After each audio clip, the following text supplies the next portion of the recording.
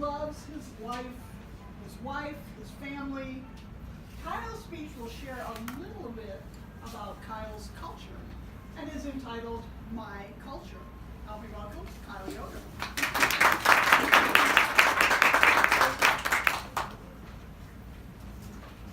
Good morning. Good morning. To understand my culture, a little background. My wife's grandmother had 8 sets of twins. My grandfather was a twin, so to say the least, twins run in my family. So I was very surprised to learn, and I want to share with you the good news that I'm expecting triplets. Just joking. And we are expecting a beautiful baby.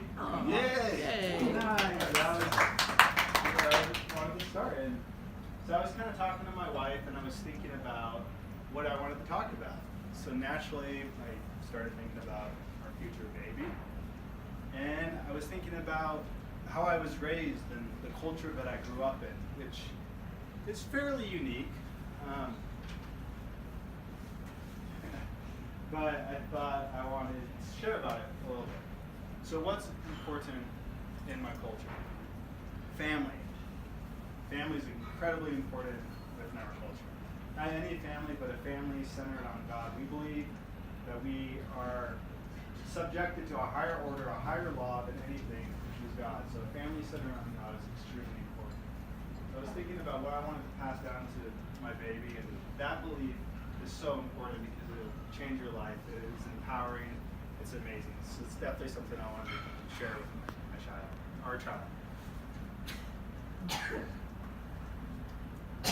The second thing about our culture that is very important is we believe that the right to defend yourself is a natural right.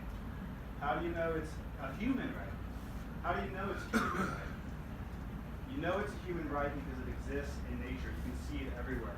Even the tiniest organism may seem like it's defenseless, but even the tiniest organism may produce an enzyme or something to defend themselves. You can see it in nature. Everything has the ability to defend themselves. Humans, luckily enough, have the ability to create guns or other means to defend themselves. So the acknowledgement that that is a natural right and a human right that exists anywhere in the world doesn't come from government, it comes from God. I hope to pass that down to our family as well. The third thing about my culture that I love is I was brought up to believe that my wife is a queen, that I'm a king. But it's not about being better than people, it's not about being higher or mightier or anything, but it's about culture. What kind of culture do you want to build in your kingdom? Also, whenever I get into an argument with her, or anytime she gets into an argument with me, I'm reminded that is a queen you're speaking to. You will speak to her with respect, you will give her love. That helps me step back when I'm in that argument. It helps me step back when I'm in that fight. And it's empowering. It's about empowering other people. Kingship, we believe that within 3 generations, anyone can achieve it. In my culture, I'm the 2nd generation of this belief. My child will be the 3rd generation. It doesn't matter how poor you start. It doesn't matter how lack of knowledge, lack of resources. Within 3 generations, you can build a kingdom. We believe that kingdom is centered on God. We love to train in our culture. We believe, and don't get me wrong, I slack sometimes, hence I've missed a few toastmaster speeches. One I slept into. But we believe in our culture that your greatest training partner is nature. God provided nature to train with. It's your greatest resource.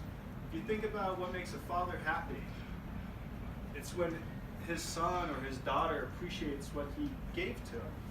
God gave us one of the greatest things, so when he sees us in nature training with his beauty, his creation, enjoying it, that brings him happiness. I want my son to bring me happiness by enjoying the things that I give and provide.